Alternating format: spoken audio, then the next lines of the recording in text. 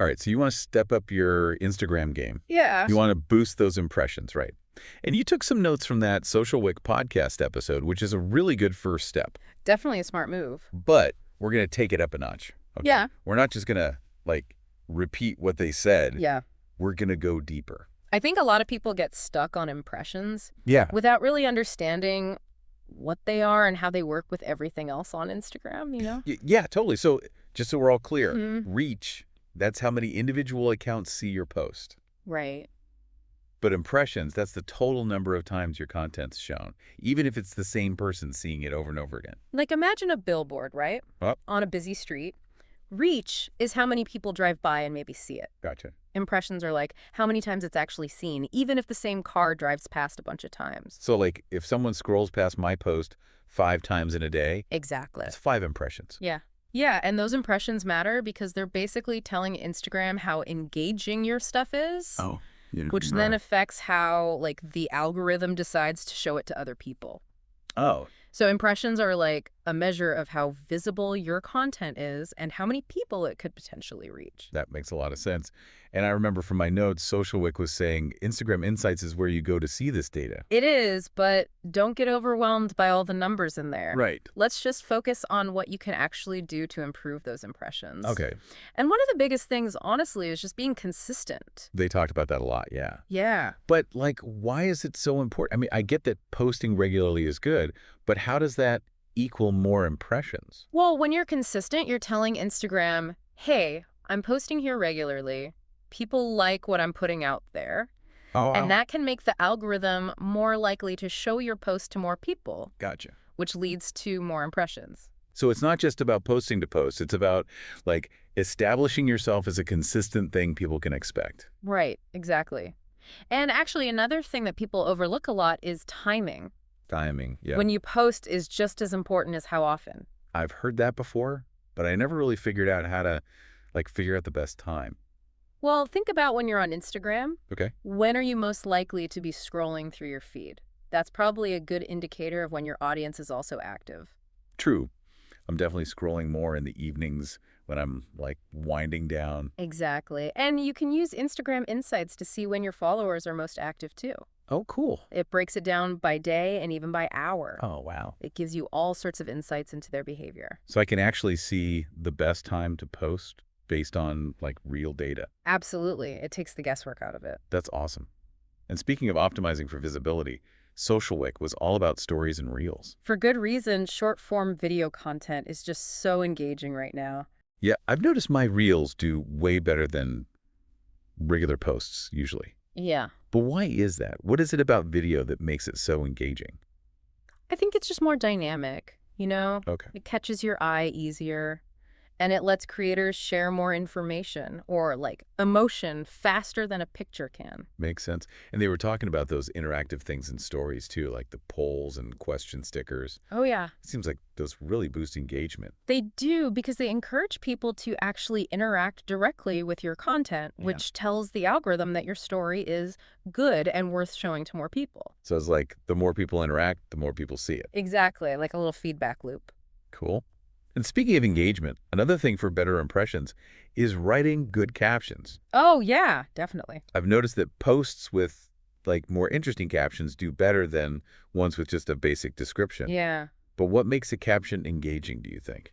It's about grabbing attention and getting people talking. Ask a question, share a story, tell a joke, or even just tell people to do something. So it's not just about describing the photo. It's about making it like a conversation starter. Exactly. And don't forget about hashtags. Yeah. Those can really expand your reach. Oh, yeah. Hashtags are important. I know they are, but I always struggle to pick the right ones. Well, we can do a whole deep dive on hashtags another time. Okay. But basically, they let people find content about specific topics. So if I use the right hashtags, more people will see my stuff when they're searching for those topics. Exactly. It's like adding keywords to make your content more searchable. Okay, that makes sense.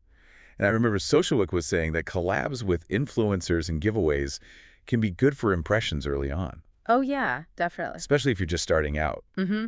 Working with influencers who have a big following in your niche can help you reach a whole new audience. So it's like borrowing their credibility and reach. Right. And giveaways are great for getting people excited and talking about your content.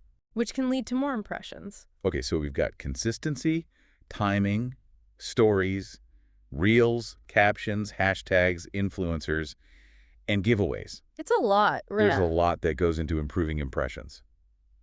But at the end of the day, the most important thing is the quality of your content. That makes sense. If you're making stuff that people actually want to see and share, the algorithm will notice. So it's not just about tricking the system, it's about making something good that people actually like. Exactly. But speaking of the system, can we talk about this Instagram algorithm everyone keeps mentioning? Yeah, let's unpack that in the next section. Okay, cool. I think it'll clear some things up. Sounds good. Okay, so this Instagram algorithm, Yeah. it's like this mysterious thing that decides who sees my post and who doesn't. I know, right? Like, how does it even work? Well, it's not actually magic or anything. Okay. It's basically designed to keep people on Instagram, scrolling and scrolling. Right. So it tries to figure out what each person is most interested in and then shows them more of that. So it's like a personalized recommendation, kind of like Netflix. Exactly. It looks at everything you do on the app, like who you follow, what you like, what you comment on, all that stuff. Okay. And it uses that info to create a unique feed just for you. So like if I'm always liking posts about travel photography, it'll show me more travel photos. Exactly. And that's where impressions come in. Okay. The more impressions your posts get, the more you're telling the algorithm that people like your content. Oh, I see. And it's worth showing to even more people. So it's like the more impressions I get, the more I'll keep getting. Yeah, kind of like a snowball effect. Cool. Yeah. But even if I'm posting great content at the right time, using the right hashtags, are there any other things that can affect how the algorithm ranks my stuff? Oh, yeah, tons of stuff. Engagement is a big one. Engagement. Yeah, like when people comment, share, save, or even just watch your posts, Okay. the algorithm loves to see that.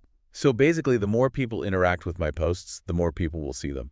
Pretty much. It's like a signal to Instagram that your content is good. Gotcha. What about content quality, though? You said before that's super important, but how does the algorithm even know it's good quality? It's a bunch of things, but it mostly looks at stuff like how visually appealing it is, how original it is, how relevant it is to your audience, and if it provides value. So it's not just about pretty pictures. It's got to be interesting or informative or something. Exactly. Think about what makes you stop scrolling. Go ahead. What makes you want to like or comment on something. I guess I like things that are visually cool, Yeah. tell a good story, or make me laugh or teach me something new. Exactly. And the algorithm is kind of looking for the same things. Interesting. But this makes me wonder, is there such a thing as focusing too much on impressions? Ooh, that's a good question. And it's something a lot of creators struggle with, for sure. It's Yeah. easy to get caught up in the numbers and forget about why you're creating content in the first place. So you mean like sacrificing your own style or ideas just to get more impressions? Exactly. You might start making stuff that you think the algorithm will like instead of stuff that you're actually passionate about. I see. And that can actually backfire. Really? Yeah, people can usually tell when you're not being genuine, That's true. and they might be less likely to engage with your stuff if they think you're just trying to game the system.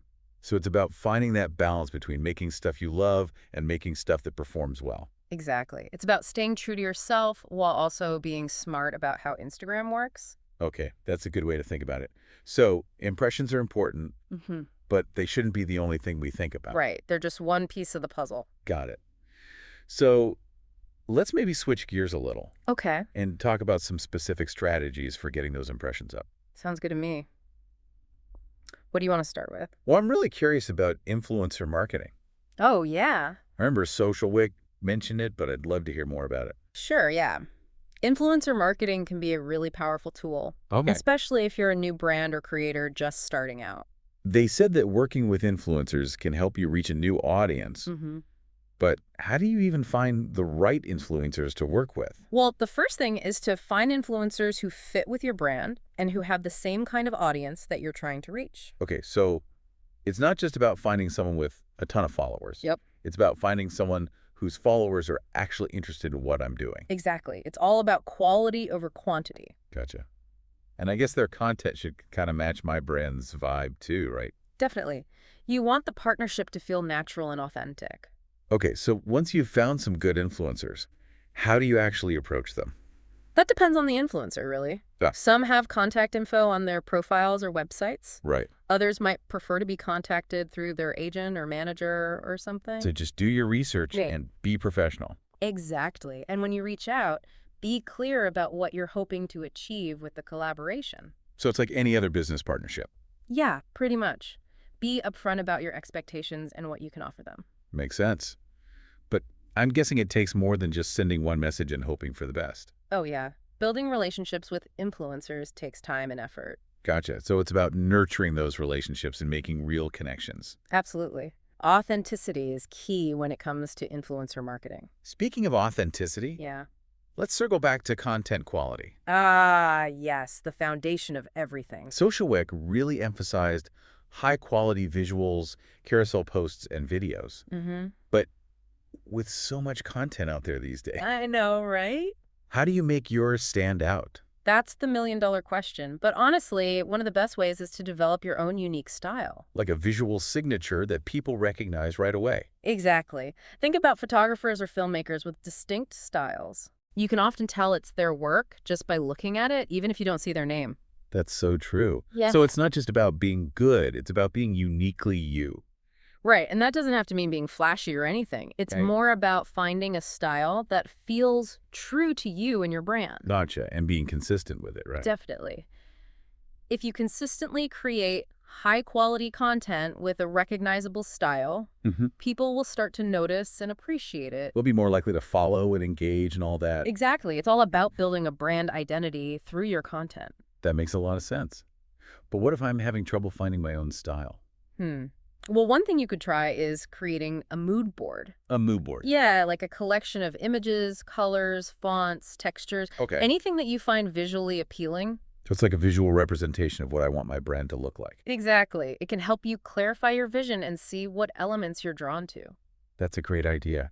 And I guess paying attention to composition and lighting is important too, right? Yeah. Oh, absolutely. Those are like the building blocks of good visuals. Right. And they can make a huge difference in how your content looks. So it's not just about snapping a quick pic. It's about taking the time to make it look good. Yeah. And don't be afraid to play around with different editing styles too. Yeah. Find what works best for you. So it's all about experimenting and trying new things. Exactly. That's how you find your own unique style. Okay, that's really helpful. But to be honest, creating high-quality content all the time Yeah. can be a lot of work. Any tips for making it easier? Oh, yeah, definitely. Batch creating can be a lifesaver. Batch creating. Yeah, like setting aside a few hours to plan, shoot, and edit a bunch of content all at once. So it's like meal prepping, but for Instagram. Exactly. It saves so much time in the long run. I like that. And what about a content calendar? Oh, yeah, a content calendar is essential. Okay, It helps you plan ahead and stay organized. right. So you're not scrambling to come up with content at the last minute. Exactly. It lets you map out your content in advance, schedule posts, Yeah. and make sure you're posting a good mix of different types of content. So batch creating and using a content calendar, that can make managing Instagram a lot less overwhelming. Definitely. And it helps you stay consistent, which is key. Consistency is key. I'm hearing that a lot today. It's true. It applies to everything from posting frequency to the quality and style of your content. Okay, so we've covered influencer marketing, content quality, batch creating, using a content calendar. That's a lot. Is there anything else we should be thinking about when it comes to improving those impressions? You know, one thing that often gets overlooked is storytelling. Oh yeah, stories are powerful. They really are. They grab our attention and stay with us. But how can we use storytelling to get more impressions on Instagram? Well, think of your Instagram feed as a collection of little stories. Okay. Each post, each story, each reel can be a chance to share a part of your brand's story. So it's not just random pictures and videos, it's about creating a bigger narrative. Exactly. People connect with stories on an emotional level. That's true. They can evoke feelings, start conversations, and create memorable experiences. Okay, I get that. But how do you tell stories on a platform that's mostly visual? It starts with knowing your own story. Okay. What are your values, your goals, your struggles, your triumphs? So figure out what your story is and then find creative ways to show it through your content. Exactly. And it doesn't have to be complicated. Okay. Sometimes the simplest stories are the most effective.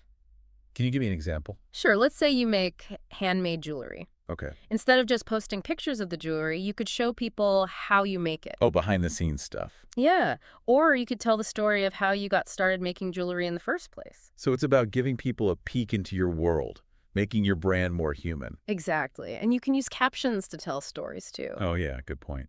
You can use them to set the scene, introduce characters, build suspense, all sorts of things. So it's like writing a mini movie for each post. Kinda, yeah. Hmm. Think about how you can use words to make your visuals even more impactful. I like that.